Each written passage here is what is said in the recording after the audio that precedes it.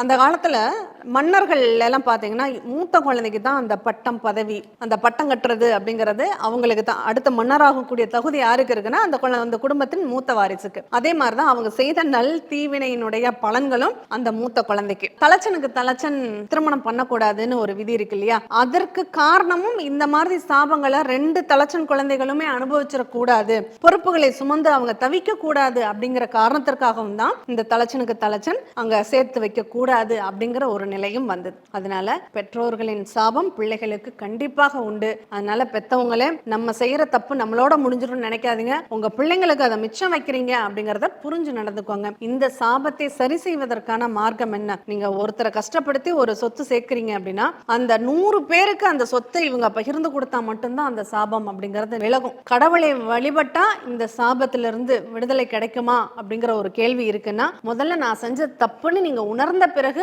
ஆலய வழிபாடு பண்ணுங்க. அப்போ அதுல இருந்து கொஞ்சம் அவங்களுக்கு ஒரு மாற்று வழிகள் அல்லது அந்த தோஷத்திற்கான நிவர்த்திக்கான வழிகளும் வாய்ப்புகளும் கிடைக்கும். இதை தயவு செஞ்சு எல்லாருமே புரிஞ்சு நம்ம அடுத்தவங்களை யாரையும் கஷ்டப்படுத்தி சொத்து சேர்க்க கூடாது அப்படிங்கிற எண்ணத்தை மட்டும் மனசுல வச்சுக்கோங்க. மீண்டும் இனியதொரு நிகழ்வில் சந்திப்போம். நன்றி, வணக்கம்.